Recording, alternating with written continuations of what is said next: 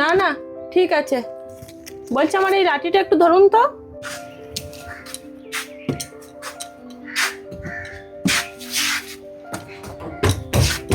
এটা কি মুদিখানা দোকান?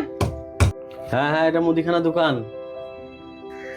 এটা দেখুন না ক টাকা। আমি তো জানি না এটা ক টাকা, দেখতে পাই না। এটা ক টাকা বলুন তো। কান্না তো চোখে দেখতে পাই, ভুলভাল বলে দিলি কি অসুবিধা আছে। এটা 20 টাকা। তাহলে একটা কলগেট দিয়ে দিন। ও আচ্ছা, 20 টাকা দামের কোলগেট দিয়ে দেবো একটা, তাই তো? দিয়ে দিচ্ছি। এই যে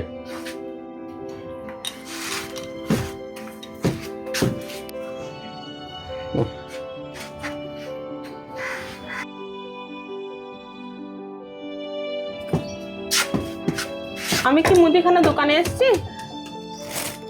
হ্যাঁ, এটা মুদিখানা দোকান। আর মুদিখানা দোকানে এসেছো, কি লাগবে? দেখুন তো এটা ক টাকা। ও দেখি।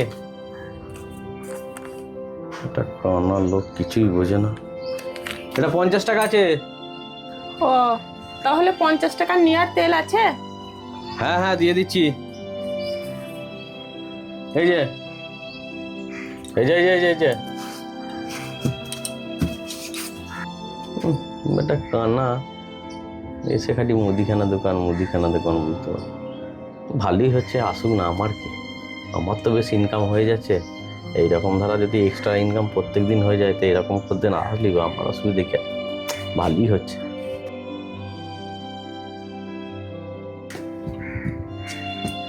বলছি এটা কি মুদিখানা দোকান?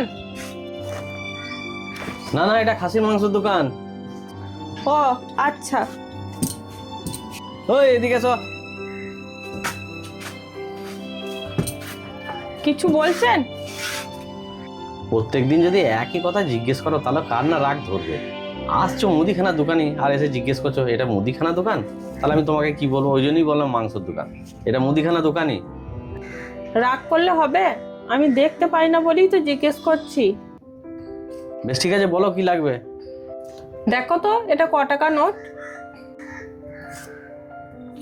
এটা অন্ধ মানুষ, কিছুই বোঝে না, যা কিছু বলে দিলেই হবে। এটা 100 টাকার নোট। ও 100 টাকা নোট। তাহলে 100 টাকা প্যাকেট সেই বড়িগুলো আছে? হ্যাঁ আছে, দিয়ে দিচ্ছি। এই যে এই কাজটা মনে হচ্ছে আমার করাটা ঠিক হচ্ছে না। একজন অন্ধ মানুষ, সে হয়তো দেখতে পাচ্ছে না, বুঝতে পারছে না, সে আমার ওপর ভরসা করে টাকাটা আমার হাতে দিচ্ছে, ক টাকা জিজ্ঞেস করছে, আর আমি তাকে মিথ্যা কথা বলে পয়সাগুলো নিয়ে নিচ্ছি। ও হয়তো দেখতে পাচ্ছে না, কিন্তু ওপরওয়ালা সবই দেখতে পাচ্ছে। আজকে আমি ওকে ঠকাচ্ছি, কালকে কিন্তু ভগবান যখন আমাকে ঠকাবে, সেটা কিন্তু আমি সহ্য করতে পারবো না। না, এটা আমার উচিত হচ্ছে না। শোনো শোনো, এদিকে শোনো। হ্যাঁ, কিছু বলছেন? এইদিকে শোনো। বলুন। দেখো, তোমাকে অন্ধ মানুষ পেয়ে আমি কিন্তু প্রথম দিন থেকেই ঠকিয়ে যাচ্ছি। আমি জানি তোমাকে চিনি না, জানি না, বা তুমিও আমাকে চেনো না, জানো না, একে ঠকালে কিছু অসুবিধা নেই। সেই জন্য আমি তোমাকে প্রথম দিন থেকেই ঠকিয়ে যাচ্ছি। প্রথম দিন তুমি আমাকে 100 টাকা দিয়েছিলে, আমি তোমাকে 20 টাকা বলেছিলাম, তা 20 টাকারই মাল দিয়েছিলাম। হ্যাঁ, কেন 80 টাকা ফেরত। দ্বিতীয় দিন তুমি 200 টাকার নোট দিয়েছিলে, 50 টাকার একটা নেহার তেল দিয়েছি, 150 টাকা আমি নিয়ে নিয়েছিলাম, সেই 150 টাকা দিলাম। আর এখন তুমি 500 টাকার নোট দিয়েছিলে, 100 টাকার মাল দিয়েছিলাম, এই 400 টাকা ফেরত। পয়সাগুলো আমি তোমাকে ফেরত দিয়ে দিলাম, কারণ আমি নিজের কাছে নিজেকে অনেক ছোট মনে করছিলাম এই কাজটা করার জন্য। এই ওপরওয়ালা কিন্তু আমাকে মাফ করবে না, তাই তোমার সঙ্গে এই জিনিসটা করাটা আমার একদমই ঠিক হয় না। তুমি কিছু মনে করো না। হ্যাঁ না, পয়সাটা নাও তুমি তোমার। এই যে এই যে এই যে এই যে এই যে এই যে এই যে এই যে এই যে হ্যাঁ হ্যাঁ হ্যাঁ, তোমার পয়সাটা তোমার হাতে তুলে দিয়ে আমি যেন একটা বিরাট স্বস্তির নিঃশ্বাস ফেললাম।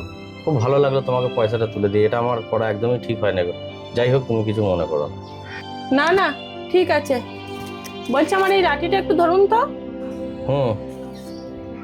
দিয়ে এই যে আমার চশমাটা একটু পরুন, যে দোকান থেকে বেরিয়ে আসুন। যা বাবা, এবার কি হচ্ছে? বেশ ঠিক আছে, বেরিয়ে আসলাম। কি হবে এবার? এতদিন যেই টাকা কোটা দিয়ে গেছি না, সব টাকা কোটা ডুপ্লিকেট। আমি তো অন্ধের নাটক করে এসেছিলাম, আর আপনার তো চোখ ছিল, চোখ থাকতেও দেখতে পারেননি। আমি যেইভাবে টাকা কোটা ইনকাম করলাম আপনার কাছ থেকে, আপনি এই চশমা লাঠি নিয়ে সেইভাবে ইনকাম করে নিন না। আসছি। যা, আমাকে বোকা বানিয়ে দিয়ে চলে গেল, লাঠি আর চশমা ধরে দিয়ে গেল। হ্যাঁ, আমি অন্ধ ভেবে সব পয়সা ফেরত দিলাম, আমাকে ডুপ্লিকেট টাকা দিয়ে চলে গেল।